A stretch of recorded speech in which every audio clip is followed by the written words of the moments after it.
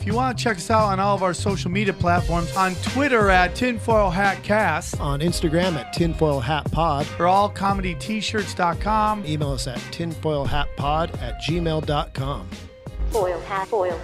Global controls will have to be imposed, and a world governing body will be created to enforce them. Welcome to Tinfoil Hat. We go deep, homeboy. Aaron, open your mind. Drink from the fountain of knowledge. There's lizard people everywhere. That's some interdimensional shit. Wake up, Aaron. You just blew my mind. Yes, and welcome to another episode Tinfoil Hat. As always, joining me, my partner in crime. Can you hear me? Because I can't hear. There we go. I can hear me. My partner in crime, my good friend, or off the grid, Ryan Davis. Living, loving, still redhead. Excited. Aaron's in his cage where he should be with his ears covered because he doesn't want to hear any of the truth. And we gotta get you out to a live event and just have you sit there and just explain to the masses why you refuse to see the truth. I mean, I was at the Ice House. I was not asked my opinion. Okay. That was the first. That was the first. We were figuring it out. Now we got to figure it out. You're going to be a part of it. Are you going to come to the next one? Yeah, I'll come to the belly room. You know what's so great? Oh, yes. We need you there. It would be so great if Ryan was like the heel of like pro wrestling, come out in just like little pink like Speedo shorts and everyone's booing him. Boo, boo, boo. He's censorship. Guys, if you want to see us live, we got so many dates coming up. We're going to give you the next one. September 5th. You just heard it now. Yes, he will be joining us live on stage. Aaron will be at the Tinfoil Hat Comedy Night podcast Off the Grid. We got Eddie Bravo. We got Theo Vaughn. And now we also have Aaron. A.A. Ron will be joining us. And then the 14th and 15th, we are proud to announce Tinfoil Hat going international. We will be at Niagara Falls, Canada, on the other side of Niagara Falls. There's the American side, and then there's the Canadian side. And the thing that's funny, it's that border is kind of like San Diego, Tijuana. Like San Diego's nice, Tijuana is like a fucking shithole. Niagara Falls, U.S., Niagara Falls, Canada. Not Niagara Falls, U.S. is not a shithole. I was born there. My family lives there. But like the other side is just so bright and clean and just nice. So we're going to be there September 14th, 15th. Go to the thecornercomedyclub.com. Let me make sure I got that right. Yep, that's it. thecornercomedyclub.com. Grab your tickets now. I've been told they are moving. Grab them now while we can. It's Get your t-shirts at allcomedyt-shirts.com. Don't forget all the new designs are coming. And you know what? We're only 3 away from the 500 on the Patreon. So that's right. If we're at 500 come September 1st, I will be a furry for life. For life. He's going to go as Platypus.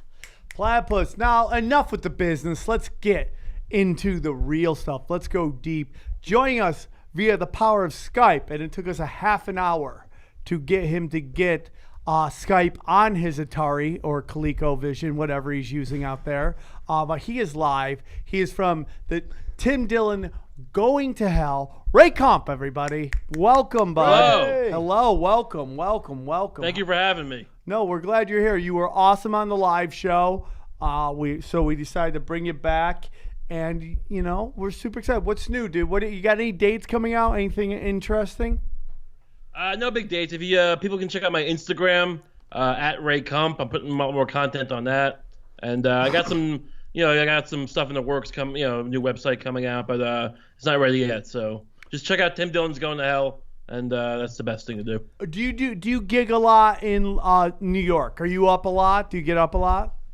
Yeah, like bar shows. I'm not really doing a lot of like road work or club work, but I get around. You do get around. That's one thing they've always said about you, man. That guy Ray, He gets around, dude. He gets around. So what? This has been a big episode you wanted to do. Ryan, what do you guys want to talk about? What are we going to get into? Well, I thought something was interesting. Me and Ray were kindred spirits. At the live show in New York, we found out that both of us are Eagle Scouts. It's so weird. You guys are like your own secret society. We are, man. And there's a secret society within the Eagle Scouts. Oh, within the Eagle Scouts, within there's the more Boy Scouts. secrets. Yeah, it's called the Order of the Arrow. Talk to me about that. So, Ray, tell me about when did you get, what was your Eagle Scout project, man? What'd you do for my it? Eagle Scout project was called the Vial of Life program. So basically, the idea was that, if you're an old person and, you fucking, you got diabetes, you got some kind of fucking shit in your liver, the paramedic's not going to know that when you call 911. So they're going to fucking give you epinephrine or some fucking shot, and you're gonna fucking get killed. So the idea is that you fucking take this fucking your medical information on a slip, you put it in this tube, and that goes in your fridge, and we gave you a sticker. So we go around to all these old people, and we gave them these little packets that I had, with the fucking bottles and the tubes, and we got Pepsi to donate the fucking uninflated 2-liter bottles of soda. So that was what the tube was, and we just fucking my dad print out the fucking stickers. It was kind of a bullshit project, but so we went all around my town to all these old people, and we fucking they thought we were trying to take their organs. They were confused, but we calmed them down. We fucking convinced them, hey, you're gonna fucking die if you don't have this. You need to fucking put this in your fridge, put this sticker on your door, or so the paramedics gonna fucking kill you. And they fucking did. Everyone went along with it, and it was great. And the Eagle Scout board thought it was great. I never went to the fire department and told them about this. The fucking EMTs. So fucking at my court of honor, they bring the fire department guy down to fucking give me some fucking plaque, some fucking you're a great citizen, and he whispers to my scoutmaster, he never told us about this. We have no idea what this means. So I think a lot of old people died because of my project. Shit. Oh, well, hey, see, this is why I told Sam, I was like, I got a good guess for you. He's already laughing. Hey, were you all the way from the beginning? Were you like a Boy Scout, a Cub Scout? I was a Tiger Cub. Oh, my God. Cub Scout.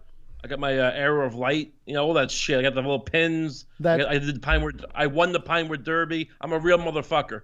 You won the Pinewood Derby. That's amazing. So are you in the order? My dad fucking I don't know if he cheated, but he used to buy these prefab fucking Pinewood Derby cars, because the Pinewood, they give you a block, a big block of wood. Yeah, I used to love that.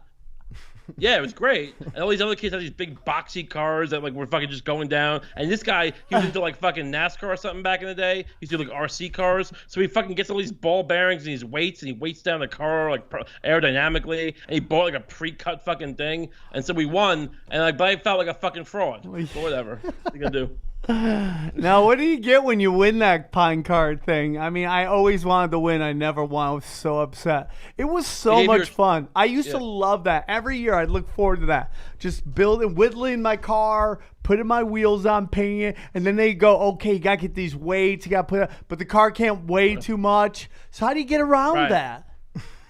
You have your dad cheat for you. He literally goes to the hobby store and buy. It looks like an F1 car, like a fucking like an Indy car, and people thought we carved it. People thought my dad's a CPA. He's a fucking accountant. He doesn't know how to carve wood. He's fucking like, oh yeah, we fucking made this at home. It's like he knows mathematics. He knows how to fucking put a weight on something. We're complete frauds. What they give you is a fucking nice trophy to fucking monument my shame. Dude, now do you feel like you should make some amends to everybody because you stolen valor? Yeah, you stole some honor or valor or whatever.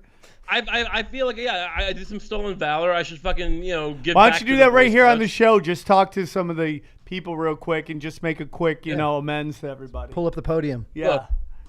Look, I know, you're sitting there at home and you're fucking thinking about the days when, while you're taking that Vicodin or that fucking Oxy, you're thinking that things could have gone better if you just fucking won something in your life. And I ripped that away from you. And I'm sorry, but my dad convinced me that winning was all that matters. And that's why I fucking didn't go to college. Oh, shit. Well, this whole got me started thinking, I wonder how many former Eagle Scouts listen to us. So if you guys are an Eagle Scout and you listen to Tinfoil Hat, send me a picture of you getting your award, or you and your outfit, or maybe your sexy girlfriend in your outfit nowadays. That will work too. Send a video of yourself doing the Eagle call. What is the Eagle call? I gotta hear this. Men. Do you guys do that together? Do you guys have a handshake? No, it's not official. Something I invented. I brought it up to my scoutmaster. He did not like it. He did not approve of it. But fuck it. I'm an adult. I'm still Eagle Scout's the only thing. When you're an adult, you're still an Eagle Scout. So How come you guys don't help younger Eagle Scouts? How come you're not helping the younger Eagle Scouts? What do you think about? I don't know if I'm the best role model for them. I mean, I've done some things in my life that are positive, but I don't really represent the archetype you think of when you see like a nice trim Boy Scout with his lapels and his sash. I'm just I've made a lot of mistakes in my life. And whenever I would tell people that I was in Scouts, they'd be like, "So you were molested?" It's just like assumed. Yeah, I assumed that. Even before I knew you were an Eagle Scout, I assumed you got molested. Jesus. I was never touched. I did have one friend. I was easily led, I guess, for a while. And when I was like a younger scout, we went to a camp, and I thought he was the coolest kid ever. When we went to Boston, and he bought a fucking switchblade, and then like we went to camp, and he would carry around these hatchets. And he was just and he was like holding him up to the kid. Like he woke his kid up and he was like, "I'm going to fucking kill you." And like the kid was just so scared. I thought it was hilarious. But it turned out that guy like was harassing the kid and like he got kicked out of school. And like I was just like watching it like some fucking good German, just fucking enjoying it. I felt really bad about that.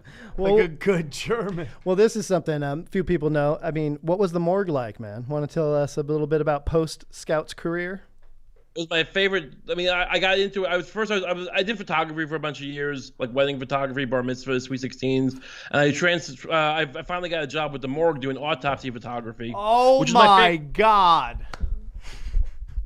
My favorite job in the whole world. I mean, I miss it to this day. It was great. I mean, like we photographed the bodies when they came in. I had to fingerprint them when they came in. Oh my God! Yeah, you had to do a whole lot of like weird positioning, like because the bodies were in rigor, so you have to like bend their arms and shit. Oh I don't know if you can see on the Skype thing, but like if you bend the arm like that and then like spread the hands out, like you can kind of because in the other hand you have a fucking thing you're holding it and you're fucking grabbing an old man's hand and like pressing ink into it, and then whatever. But I was also like I was milking intestines. I was what do you holding mean you brains were in my milking hands. Intestines? What does that mean? All right, so basically like. They have to do toxicology tests, They fucking. It wasn't really my job, but they let me do it a few times. It was basically like they open the body up, they start cutting the organs out, and then they fucking the long intestine is a very long, like snaky kind of fucking thing. So you have to kind of like the way you kind of like a cake and you're icing a cake, you do that kind of motion with it. You fucking like pulling down on it all the way across like a 30-foot tube until all this shit, and we would empty the shit into a deli container. Like a container, like you put potato salad in when you get like a pound of potato salad, and that's where all the shit would go into. And they would go upstairs to the toxicology department, and they would like see if you had fucking citric acid or fucking vitamins in your shit. Hey, did you get to wear those? Put on that stuff under your nose so you didn't smell anything? That's horse shit. That's what the fucking cops would do. The stupid homicide cops, these fucking bald fucking hacks, they would come in and they would fucking rub fucking Visine on their fucking under their nose. And like, when the decomp came in, cause look, decomp smell like the worst thing ever. They're like citrus and shit and piss and like everything mixed together. It's bad, but they're fucking rubbing it in their fucking nose like assholes. And like, and the doctors laughing at them because like you put that Visine, like it lasts for 2 minutes and then it dilates your nostrils, so it's even worse. So they don't have something they can put on their nose that stops the smell? It's called cocaine. Look, It increases smell. There's not, I wish. No, there's nothing there. No, like, look, you get used to it kind of. I mean, if you get too close, you'll throw up. Like, if you just breathe it all in, you'll vomit. Because it's just decay and like it's like rotten meat and garbage and piss and blood and cum. It's fun, but like it's all like you get you it's part of the whole fucking milieu of it all. No, I don't and know. we've become so removed from death. Like, when was the last time you saw a dead body, Sam? I haven't seen. I mean, like, I don't know the last funeral I went to, which was Dana's sister Gail. I mean, it's so crazy to think we all die, but so few of us ever see that end process. What's so weird? There's so many of us, and for the most part, unless it's like some shit third world country, each death is such a giant deal. Yeah. And I obviously, as it should be, but think about that. There's 6 billion of us. If one of us murders another one of us, that is a giant deal. Just think about that. My buddy came outside and he was like, "Hey, Prince died," and I went, "Yes." Prince. And he's like, that was the weirdest reaction to a death. And I was like, now I know that Prince is out there and we all have a piece of him in us. Yeah, you're a crazy person. You don't think Who that? do you think milked Prince's intestine? Oh, shit. Dude, is there any normal Eagle Scouts out there? Is there like a guy who's like, hey, dude, I got an Eagle Scout. Now I sell insurance for Mutual of Omaha and I'm just chilling out. Steven Spielberg. Yeah, Steven every Spielberg. Apollo astronaut was an Eagle Scout. So Neil there's Armstrong, not a Buzz normal Aldrin. one. Is that what you're telling me? They're all crazy people. Bill Clinton. Yes, they're all Yeah. maniacs. Bill Clinton's an Eagle Bill Scout? Clinton was he an Eagle Scout? He signed. He's also a Rhodes. Let's see who He's also a this. Rhodes Scholar, so you can't trust that motherfucker. You never know, right? Man, famous Eagle Scouts. Well, it kind of makes sense that you developed this gallows humor. I don't know if you had it before, literally working in the gallows, but I don't know, man. I couldn't Yeah, do man, it. I never really I wasn't a kid who liked looking at faces of death or any of that shit. Like I wasn't a gory guy, but I would tell people about dead babies growing up. I'd be like, there's fucked up shit in the world, and no one wanted to listen to me. And so yeah, I'm sorry I don't cry when I have a dead baby in my hands, but I care about this shit. So the last episode of 108, man, you've been handling Tim Dillon's Going to Hell all by yourself. I couldn't do it because I suck on the mic as is, but you've been killing it, man. And you said something. Oh, thank you. I mean, if you guys don't know about it, gasdigitalnetwork.com. God damn. Real quick before you get into this, look at the name of some of these assholes who are Eagle Scouts. Right? Some real fucking assholes. Give me the names. All right. Here we go. Michael Bloomberg. Oh, Bloomy, my boy. Who else is there? There's a barber. I thought that was a chick. There's some real assholes. Hold on. Gerald Ford. Right? Great. He was a great man. He was a great man. He pardoned Nixon. He healed this country. Okay. Good point, dude. Where's some more? Dude, I had some names. Jim Mora. Who's What the that? fuck is that? Playoffs? Playoffs? Are you talking about playoffs? Is it sports? I don't know. That's Rick Perry. End of story. H. Ross Perot. Hey, Oh, Donald Rumsfeld. damn. Jeff He's a Sessions. Jeff Sessions? Yeah. Shit. I mean, dude, Sam Walton. Hey, man. Sam Walton. These are powerful people. John Tesh, pianist. I love they list with you. Steven Spielberg, diddler, allegedly. J.J. Pickle, that's only the cool name on here. It's crazy. Oswald Nelson. Just saying names. You know, I'm just saying names. Look at these people, all scumbags. I thought I was going to see Henry Kissinger on there. I was going to go fucking nuts. I think Lee Harvey Oswald was an Eagle Scout. Yeah, for sure, dude. For sure. So at Skankfest, when we did our live podcast with you guys, was that the first time you guys ever podcast live? Because you guys had serious we followers. did one episode, not in front of an audience, but we did an episode live from a Pizza Hut lunch buffet. And we just it was some of the darkest experiences of our lives. I mean, if you've never been there, it's just the human price and the toll that these people pay to get this fucking $8 buffet. These are some of the people in the lowest part of their life, and it's really beautiful and sad. You know what I do? I miss those Pizza Hut restaurants. They don't have them out here. They're just pickups. There's no back in the day, my family would go to Pizza Hut and we hit the buffet, man. You get all the different kind of pizza, right? I used to love it. Yeah. Dude, Those red cups. if you're in the red cup, did you go to that? Do they still have that out there? They still have them. And they're really sad. I love 'cause the they're East Coast, not good dude. anymore. They used to be delicious. Yeah, because And, nobody's going to them, so they're like, who cares? I love them, dude. And dude, if you like thin crust pizza, kiss a dick. That's all I gotta say. Why would you want thinner pizza? I love thin crust, dude. You love thin crust over pan pizza. Bust that dick out. I'm going to kiss that shit, dude. Oh, he's Aaron? back. Aaron? Aaron, stuffed crust. Cheese? Do you like thick or thin crust? I do prefer thin, yes, New York style. What?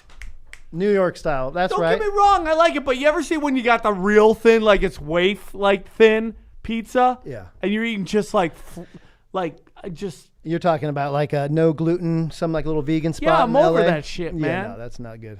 I'm over it, dude. I'm over it, man. I like a nice I like a nice focaccia bread. That's what my style is. What is focaccia bread? Why do I feel I didn't get the It's just joke?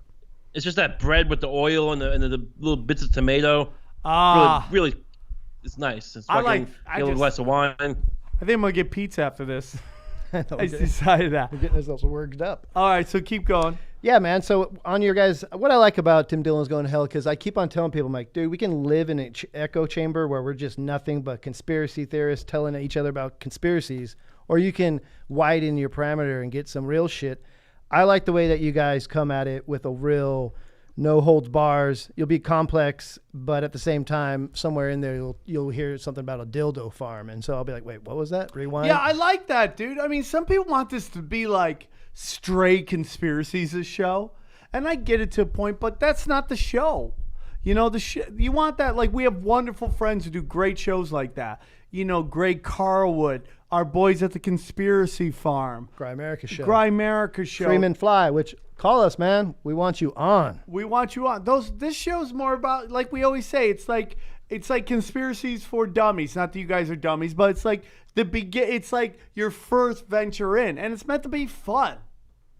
Yeah, would you say your guys' listeners are open to conspiracies, or like what would you say? Yeah, I think they're usually more open than we are. I've noticed. We that. try to keep things a little more look. We have a lot of fun with a lot of the crazier theories, but we try to focus more on like the stuff that's verifiable, at least to a certain extent. Stuff like the CIA is declassified, and then we kind of extrapolate from there, like based on like what we know is real. What else these motherfuckers into? But like we don't really get into the alien shit or like the the weirder, like the Rothschilds and the fucking lizard people. So like a lot of our listeners actually, I think, are clamoring more for the more aggressive, crazy stuff. And we're trying to keep like we're still having a lot of fun with it, but trying to keep things a little more grounded and like in things you can actually affect and like and get a handle on, like in a real way. No, I get that. I get that. I get that you are just, it's like, what do you want? Like, people want us to do a 5G episode, right? Mm-hmm. And it's just like, once you get the information, what are you going to do with it? Like, right. If you know everywhere around you is going to be cooking your brain, what are you going to do with that info? Use it. Tell other people sky is falling. I don't know. What can we do? To me is an episode of like bliss. Ignorance is bliss. Not to tell you about the 5G. The 5G, it's like, what do you know? I mean, we'll do it, and we'll get everybody will be excited about it, but we'll do it, and then you'll be like, okay, now I know that. What am I going to do now? Right. And reality is, like with the Federal Reserve, for instance, like a lot of people they go off in these crazy tangents about how it's like a Jewish conspiracy or it's like the Rothschilds and the fucking some deep underground cult. But in reality, if you look at stuff like Murray Rothbard, it was like an economist back in like the 50s and 60s, and like Ludwig von Mises in the Austrian school, like they analyzed this stuff for years. That's where most of the conspiracy shit comes from, the real stuff. And like the real story is much more fascinating to me. It's like, because it's really a story of like these rich families who are fucking each other over. Like, it doesn't have to be for, like, bloodlines and lizard shit. It's, like, just a bunch of fucking rich scumbags just using the government to, like, fucking throttle each other is more fascinating. So you think there's much more complexity to it? You think there's, like, bloodline wars, like Rothschilds going up against the Rockefellers and stuff like that? Or do you think they're all working together? In a way, not bloodlines, but I mean, like, for the first 50 years of the Fed, it was basically the dominant was it was the Rockefellers versus the Morgans. So like basically when they would all have their kind of political guys they would try to get in, and when they got in they would use the powers of the Fed to kind of screw over the interests of the Morgans and vice versa. And and like at the end of the day they're both. But they're not screwing the system over. Like the system is built to let the U.S. dollar be inflated, and not for any it doesn't have to be for some nefarious means. I mean, the fact that it's unstable is not like they want instability for its own sake, but like the easy expansion of currency allows for like a lot of people to make a lot of money. A tremendous, like trillions of dollars. And the people who get the money first from the Fed are the people who fucking, are close to the government, have these ties. So like they don't feel the effects of the inflation. So you have a situation where it's like, scumbags are getting rich off the back of fucking us, but it's not because like they want to fucking eat our asshole and use it as a fucking transmitter. It's fucking real shit. It's interesting, dude, because I think some of them do want to eat our assholes and use them as transmitters. I think Everyone wants to eat asshole. Don't get me wrong, but there's a lot of reasons. There's a lot of reasons. I think it's all about greed and power. I think that they've won so many battles that they're actually gone too far, and people are starting to wake up to it. There's so much interesting stuff going on. AI, like the role of AI, where they think AI is going to take over all the jobs. Well, then who's going to pay taxes?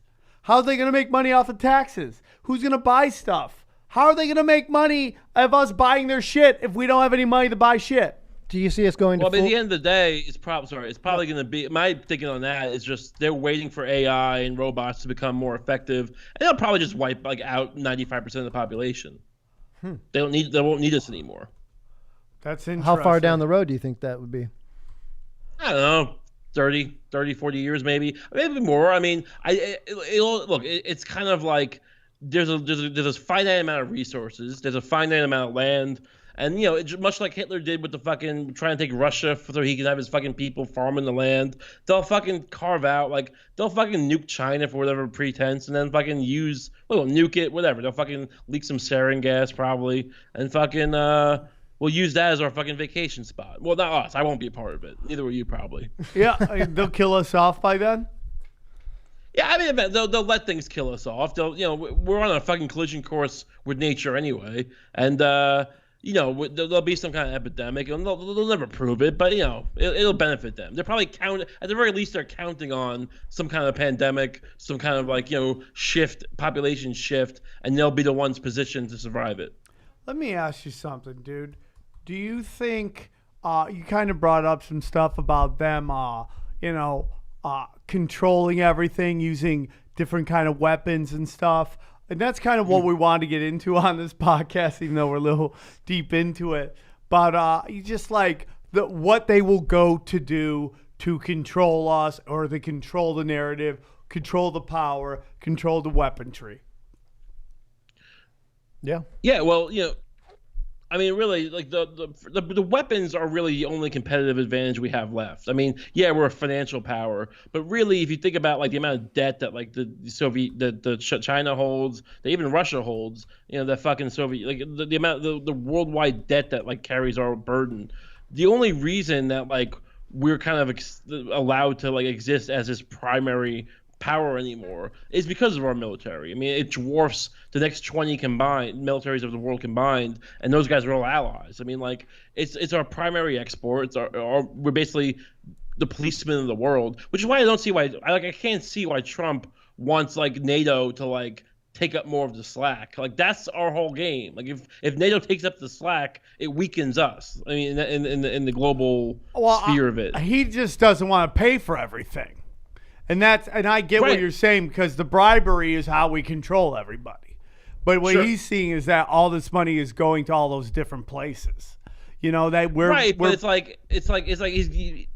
we're paying the money, but I mean, we're paying that money that's the fee we're paying to be the global dominant force. If we stop doing that, there's no reason for China not to be hey, we're going to call in our debts. I mean, they'll take a few years to do it gradually, but I mean, that's the only thing keeping everyone at bay.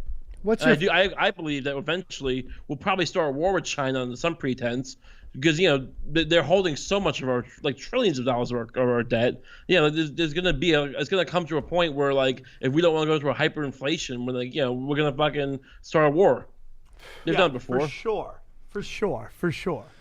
Well, shit, let's get into it. I mean, if you guys want to get some real geopolitics and some intelligent view of it, check out Tim Dillon is Going to Hell on the gasdigitalnetworks.com. But what we're going to get into today, which, who better to do this with, right? So on July 17th, 1996, TWA 800, a Boeing 747, was scheduled for international passage flight from New York to Rome, Italy, with a stopover in Paris, France. 12 minutes after the takeoff from JFK, it exploded and then crashed into the Atlantic Ocean. No survivors, killing all 230. The probable cause for the TWA flight was an explosion of flammable fuel air vapors in the fuel tank, most likely from a short circuit. That's the official story. But the unofficial, you want to fill us in, Ray? What's your feelings on all the TWA 100? It's a goddamn missile. 100%. Walk me through it. Walk me through your idea. It's a classic case of the FBI getting involved with shit and muddying the fucking waters. First of all, the FBI is the most corrupt organization. Yeah, like they're involved in the Boston bombing. They're involved in the fucking the nightclub shooting in Florida. They're involved in the fucking the fucking First World Trade Center. These motherfuckers got their hands in everything. I'm not saying they're behind everything, but they had the fucking 9/11 hijackers like a guy living with them in the year before 9/11. Like, they always have the fucking everyone's always an informant of theirs or someone they were trying to fucking trap. Like so it's fucking so what they did here basically. I mean, if you look at what the reports of a lot of the NTSB investigators, the FBI across the board covered up evidence. They fucking moved evidence. Like there's case like the idea is that they basically from the top down wanted to call this thing a mechanical error.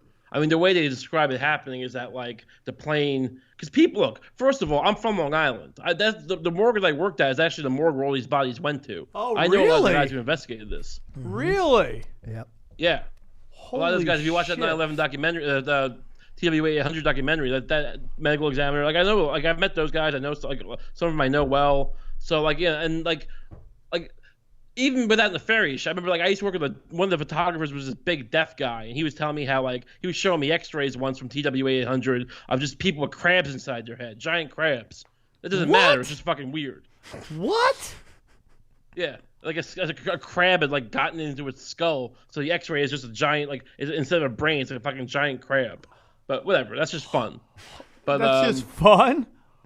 Yeah, well, I thought it was enjoyable, but Were you there when it happened, or was this way before your time? I was a kid when it happened. Okay. Oh my God, man! Imagine opening a skull and finding a crab. Well, I was taking off from JFK when we were leaving New York, and that was the first thought in my brain. I was like, TW 800. Why did I think of that? Like this is where I'm gonna explode right now. So the flight takes off, and this is in 1996. Right. And there's 12 tons of fucking of people on the beach. I mean, it's happened at like 8:30 at night in the summer. So like, there's just dozens, if not hundreds, of people who saw a missile go up to the plane. And Who shot it, the do you FBI tries to think? say that basically that the plane is kind of like the nose breaks off, and then the plane ascends like hundreds or thousands of feet in the air after that, and people saw that going up before it blew up, which is just physically impossible. I mean, like there's a multitude of aviation experts, engineers who show how it's impossible for it to do that. That it either would have stalled or would have fucking just completely broken apart from the fucking G-forces and the aerodynamics. But really, what the FBI did was just fucking take the evidence. Like there's cases where like basically the investigators would find a piece of a hunk of material with like holes in it that would like indicate some kind of explosive damage, and they would bring it to the FBI. They had this Aegis machine that would like test nitrates, and they would bring it to the little mini lab they had in the fucking hangar where they set up. And this guy came to me and he gave it the little fucking thing. He's like, "Hey, can you test this?" He's like, "Sure." And I'm like, "Oh, it's a positive." And then they make a phone call, and then within a minute, 3 FBI guys are surrounding this guy, saying like, there's a lot of false positives. This is a fucking and like it's not true. This machine's incredibly accurate. Well, we've seen this, this. but that's just an example. But of course, stuff like that across the board. Yes, we've seen that in the Vegas shooting where the FBI was right behind the guy. Giving the press conference to sheriff, and somebody asked a question about a car, and you specifically hear somebody behind the sheriff going, "Don't go there." The controlling of the narrative. So I'm just trying to get the specifics of this whole situation. So the flight takes off, and then who do you think shot it down, and why would they shoot it down? I mean, that gets a little murkier. I mean, if you want to go real your thoughts, why? Let's go deep. Well, if you, I mean, like some people think Mossad did it to fucking trigger like a fucking to pretend like an Arab attack, so that we would kind of basically do what we did after 9/11, which happens a lot. With that it happens a lot. Mossad is behind a lot of shady shit that goes on in this country. The people, if they actually knew about it, they would go nuts. Right.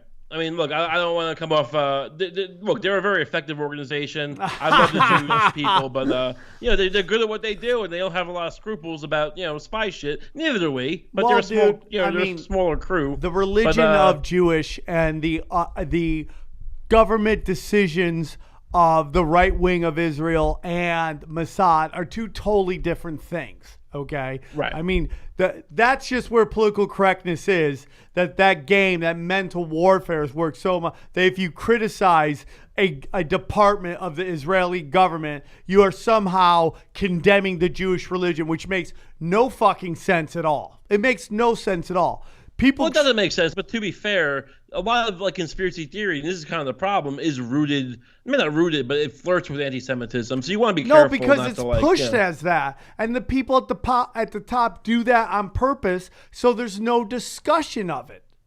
Do you understand what I'm saying? It's like I totally, when here's a great example. It's when Trump goes after LeBron, and then every person in the hood gets offended because they think LeBron represents them, whereas LeBron is this billionaire player. It's identity politics. And that's what LeBron has done. He's cultivated this thing where if you pick on him, you pick on the black community, and it's just one individual doing something. So you see the same thing where it's like if you bring up Mossad, people start yelling at you about anti-Semitism, and it's not. It is that's like saying if I hate Dick Cheney, I hate America.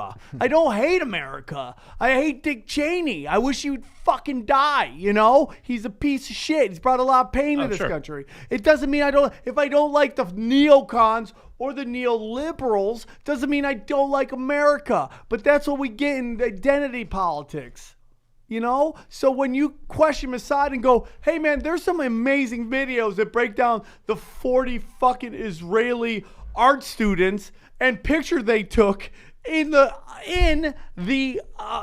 World Trade Center to the point where it shows them putting in fucking dynamite and explosives, and then you see all the explosives happening in the building, then you're like, okay, what's going on here? And why does that have to do with anything about my girlfriend's Jewish? I love Jews. I love her whole family, man. It's this armed part of this fucking government that has nothing to do with the religion that perpetrated this, allegedly. Okay, so I mean, it's like that's where we're getting. So we can have a discussion without have to make disclaimers on our views on a certain particular religion.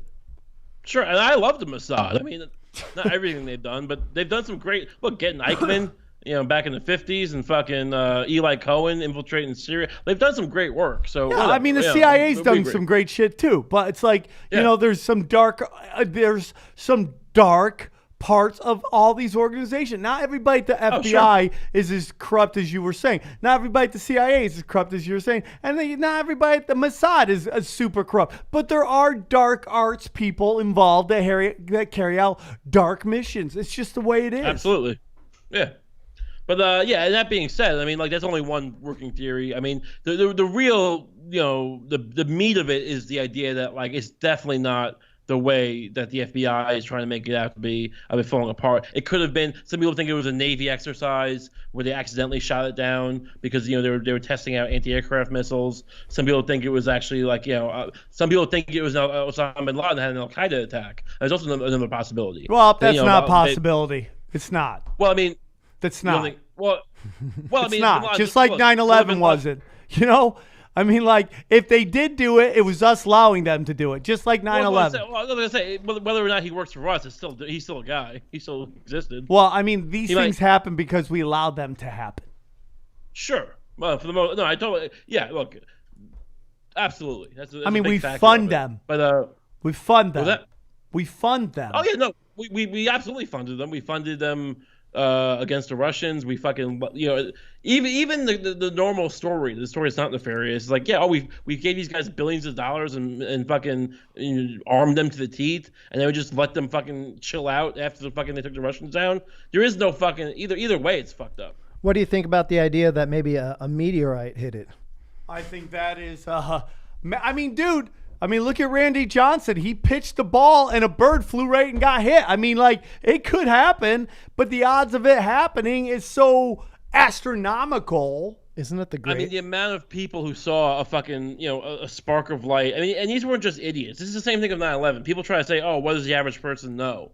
But I mean, like, and then with 9/11, it was like they were shitting on these firefighters who were saying they heard explosions. Yeah. And it's like, excuse me, who the fuck is more qualified to identify an explosion in a New York City building than a fucking FDNY firefighter? But they make them all sound like they're idiots. And they fucking, he's like, hey, he's bros, he's fucking, these Guidos and stuff. Like, there's a stereotype about, like, blue-collar people. And the same thing, like these people who are on the water, yeah, some of them are on the beach, but there's a lot of there's Navy guys, there's fucking, fishermen who've been on the fucking water for fucking 50 years, there's fucking engineers. I mean, there's all sorts of people who fucking saw a goddamn missile or what looked like a missile flying up to the plane. So, I mean, I don't think it's a meteorite for that reason, but yeah. I do. I agree, Matt. I mean, like every one of these plane explosions, like the one that was going over the Ukraine. That they thought was a Russian warplane. It ends up being like just like a Malaysian airplane. Boom, gets hit again. I mean, Malaysia had like a bad year, right? Mm-hmm. I mean, all those planes were going down in Malaysia. I mean, yeah, dude, all this stuff to me is there's a purpose to it. It's like we just had something where NATO accidentally released a missile that was flown into Russian territory. Accidentally, I mean, right. It's just like I think all this stuff is purposeful, done for mental warfare. Well, yeah, because on 9/11, was it 5 years later? Not a single fucking of the 4 planes even gets close to getting taken down. So, like, where's these accidental? Like if we had some kind of actual infrastructure of anti-aircraft missiles, where the fuck were they? Why weren't they? Why weren't they in effect there? Look at what just happened in Seattle, man. That guy steals a plane. Those jet fighters are on him within 2 minutes. Right. On 9/11, guess who takes over NORAD? We talked about it on this podcast before. Dick Cheney takes it over 6 months before 9/11, tells him to stand down and go fly, and literally told him to go into the ocean. Right. Where were you that day, Ray? I always ask New Yorkers. It's kind of like a Texan in 1960s. You want to know if they were there. It was like it was my first day or second day of college. I was going to Hofstra. I was actually when the moment it happened, I was watching Dr. Strangelove, and which is like a movie about like this guy who hijacks a plane. So it was kind of weird, but it's just a little anecdote. But it was a weird day for me. It was a weird day. I mean, I was an aspiring photographer at the time, so my parents convinced me to drive over to people were giving blood at this makeshift blood bank. So they convinced me to drive over there and do some like photojournalism. So I was just creeping people out, taking their picture while they were giving blood, and I just did nothing with the pictures. So where that was are my those hero pictures story. now? Where are your pictures now? I probably have them. I should go find them and do like a little memorial fucking service. Yeah, for sure. Now, do you got any other plane ideas, or is it? Let's get into the Malaysia. Do you know anything about the Malaysian Airlines? The one 370. Is that what it was? I know. It's not my biggest point of expertise, but I know that recently the prime minister has come out and he's claimed that basically it was taken over by like a drone. Like basically the planes have these ability to be operate like drones the way we do drone strikes. Supposedly those functionalities were taken out because of the idea that terrorists could just kind of hack in and do it. But this the Malaysian prime minister, he was the prime minister. He's trying to get back into office. He's 96, so he's probably pretty sharp as a tack. But this guy thinks that it was just remote control taking over. I mean, the oceans. I don't even know what. Do you know what the prevailing like conspiracy theory is? Yeah, for that one? dude. Yeah, for sure. I know what it is, man. It's so interesting. Okay, so supposedly on this plane, here it is, right? That there is a bunch of scientists who own a patent to a free-scale semiconductor patent, okay? Which basically cloaks an object so sonar and radar can't see it. Mm-hmm. It doesn't come up on the thing. It would basically makes these planes invisible to any detection. On this plane is 4 out of the 5 patent holders. Right? So, the guys who invented this, and the patent is about to go through. Okay? So these guys get on the plane, and the plane disappears. The only guy not on the plane that owns A patent is the one and only Rothschilds. Jacob. Jacob Rothschild is the Wait, you telling me Jacob Rothschild was one of the patent owners? was one of The only was the one. 5th patent owner, and that because the patent hadn't completely gone through yet, the patent doesn't go to their families. It only goes to the last patent person, and that is Jacob Rothschild. Well, he clearly did it then. Yeah, of course.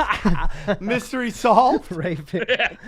Mystery solved. So yeah, dude, all of them got on. I mean, like, if you're dealing with a Rothschild, would you ever travel together? Dude, if you and I had a patent on something and we were hanging out with Jacob Rothschild and it looks like Smithers or whatever his name is, right? Mr. Smithers. What's his name for that? Oh, yeah. Yeah. So you look Mr. like Burns. him. Burns. Would you ever travel together? Be like, you take Greyhound, I'll take Amtrak, and I'll meet you in New York for the show. Because if we drive together, he's going to try to take us out. No, I would handcuff myself to the Rothschild. Yeah. Oh, yeah. Oh, good luck on that. You want to hang out with a lizard person? I like licking things. Now, have you ever heard that that's the exact same story with the Titanic? Yes. Someone told me recently that like they were trying to that there was people on the Titanic who were opposed to the Federal Reserve. Yes, Correct. dude. To the I'd richest look- families out there. The richest families out there were the ones who were supporting the Fed. They invented the Federal Reserve System. Yeah, but on Jekyll Island. not everybody plays ball because, it's like we were talking on was it this episode or the last episode where we talked about who killed Jesus? It Yeah. was the bankers. Why the bankers? Because they were charging interest and he didn't want them to charge interest. So they got the Catholics or the Romans to kill Jesus. So not everybody is behind. What am I talking about? Not everybody is behind charging interest on money, and that's all the Federal Reserve is charging interest. Yeah, well, look, people were charging interest way before the Fed. I mean, these banks were charging interest. The fractional reserve banking system didn't start with the Federal Reserve. But I mean, it- we had But two it central is banks before that. ran through centralized banks. With that. It is ran Yeah, through too. centralized bank. The centralized bank, the U.S. centralized Federal Reserve, allows people in America to do fractional reserve banking, which is for every $1 you have in a bank, you can loan out $10. Well, that's not what allows it. I mean, basically, the Federal Reserve that's been going on since at least the 1700s. Really, it goes back to the gold warehouses in Florence. But I mean, the idea is that we Black had two nobility? central Is banks that what you're before talking this. about? There was opposition, but I mean, you had regional banks or smaller banks, and they'd have their banknotes. And what the thing is this: the thing is that they were engaging in fractional reserve banking, and it was risky. And basically, so if there was some kind of economic downturn or word got out for some reason, there'd be a run on the bank, and people would demand their deposits. And of course, they can't meet all the deposits, so the bank goes under. So that's a kind of natural check against a super overexpansion of the currency. Now, what the Federal Reserve allows them to do is to basically pool all that together, pool all of those fucking banks together, so that there is no more risk on. Oh, And Ray, you still there? Ray, oh, dude, Capital One. there we are. You just cut out, so say that real quick.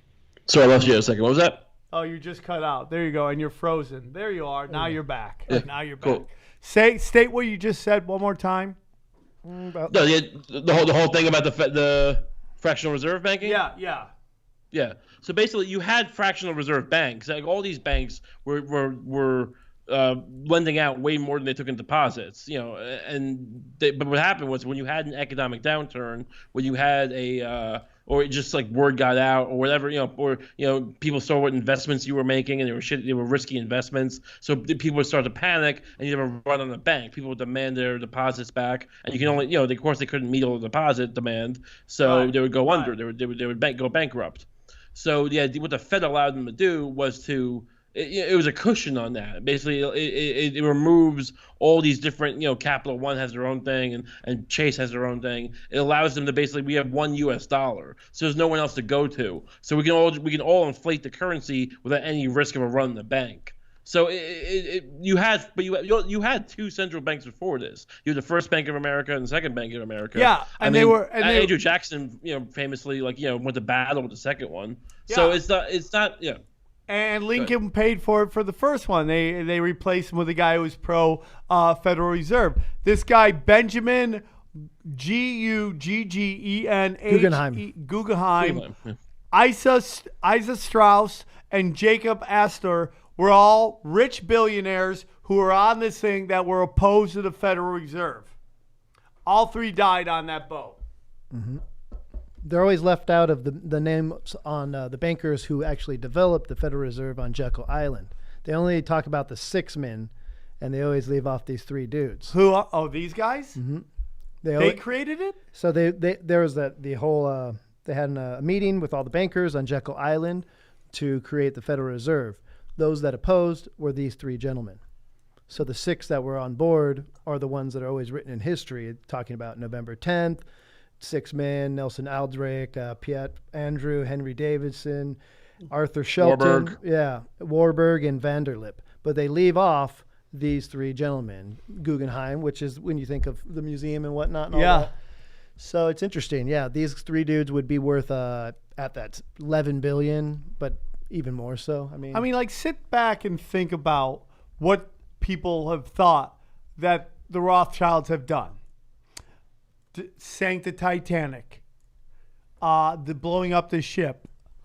I mean, sit back and think about, like, the rumor is that Hitler was a Rothschild. His grandfather was Baron Rothschild. His father changed his last name to Hitler later on, and that's how you got Hitler. Now Hitler, if we think about every single leader of anything and how they're picked, not elected, why would Hitler be any different? And then, Hitler does his thing. He storms through all of Europe, blah, blah, blah, taking out everybody. And right before he dies, boom, they slip him out to Argentina, right? and then the Russians grab a body. They test the body. It's a female. It doesn't even make any sense. And, because they all play ball. Oligarchies help oligarchies. And then the theory is that, you listen to basically Jacob Rothschild himself say basically, World War II was to get Israel. It's just like you check all that stuff off. It's like crazy, dude. I mean, like these. Sure. I mean, look, it's definitely possible. I mean, you would think that, look, the Carnegies and the Rockefellers and the Morgans were behind the Fed. So, like, the reason I doubt it is, like, they fucking had, those guys dwarfed Carnegie at that point. Not Carnegie, Guggenheim and Astor. I mean, like, those guys are rich, but I mean, the dominant. It's definitely possible. Look, it's not the same way I viewed 9/11 for a long time. I never doubted that they would do it. I just didn't know if they did or not. But I wouldn't put it past the Rothschilds or these, or for that matter, the Morgans and the Rockefellers to fucking act some fucking rich fucks on a boat. But I mean, what's the idea? They just purposely drove into a fucking iceberg? Well, that's the story. That's an iceberg. But I mean, how do you know that's really what really happened? They think it exploded and down in the engine room. Of course, dude. It just basically split in half. That boat was built to hit a berg and survive. Just like the World War, just like the World Trade Centers were meant to get hit by to survive getting hit by planes. I mean, dude, come on. So you don't believe the official narrative of 9/11, Ray? Oh, absolutely. I mean, look. If Vigilant Guardian is enough to not believe, the idea is a war game simulating planes being hijacked and flown into buildings, utilizing at least the entire eastern half of the fucking, all the Air Force, all the fucking Navy planes, the morning of the attack. I mean, and I read the 9/11 report when it came out. Like, I had Audible, Audible.com. They gave me a free copy of it, so I'm listening to it on an audiobook. And they get to the part about Vigilant Guardian, this war game. You guys have talked about that, I'm sure. No. And the fucking what is it? All right. So on the morning of 9/11, there's a gigantic war game involving the entire Eastern Command, NORAD. Like, this is a big part of why no jets were scrambled to intercept these planes within any meaningful amount of time, because basically they were using this massive war game, simulating a bunch of scenarios, some of which were planes being hijacked and flown to the Empire State Building. Yep. That's basically they always run drills before every false flag. We've talked about that before. They did it in Parkland. They did it in Vegas shooting. All that stuff. I can't wait to do Aaron thoughts on this episode. This is gonna be great.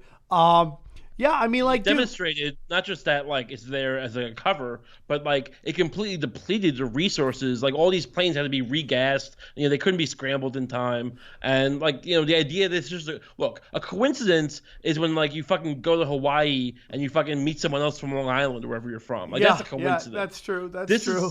This is something else. This is like, you know, if it's not a nefarious thing, you better fucking explain it in any meaningful way. But you read 9/11 report and they get to this thing and they kind of talk about it for a little bit and like, oh, they're all, like they seem to think it's weird. But at the end, there's a little paragraph at the end and go, yeah, at the end of this chapter, yeah, we think this might have led to some confusion on the day. You think? Like, yeah. Some confusion, especially like, when Dick Cheney's in charge of further. everything. It's just is the biggest piece of evidence to me. Nope, I agree with you, dude. I wholeheartedly agree with you, dude. 100%. Well, since most of our listeners are conspiracy theorists, and we like to try to get some new sources of information, like where do you get your, like what websites and news spots? Where do we get some good info? You can check as far as new stuff. I tend to go off of yeah, you kind of browse Reddit. I'm not the guy who's on top of every new thing. I'll be honest with you. No, come on. I try to go. What's that? Nothing. Go on.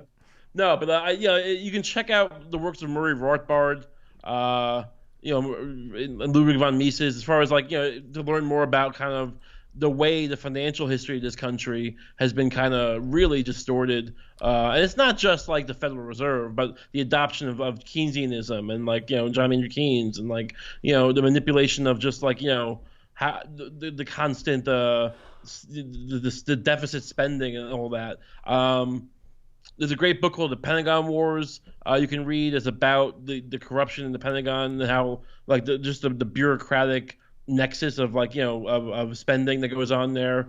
You know, like which is a little more like it could be more nefarious. I mean, I'm open to the Rothschilds just coming all over the world and spitting fucking piss on people, but you know, some of his stuff is a little more just people fucking trying to get a buck or two or a trillion. You know, the fucking Pentagon budget is like $700 billion a year. They fucking between 2001 and 2005, they lost $5 trillion. They can't even account for it.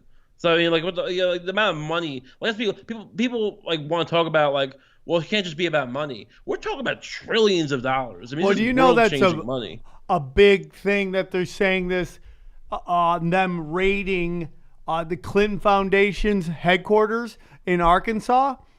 When did they do that? They did that last week. Twice they've been there. FBI plane 747s flew to Arkansas, and they basically have been trying to find if they start taking boxes full of documents, man. And the word is they're trying to find out what happened to the $21 trillion that's missing.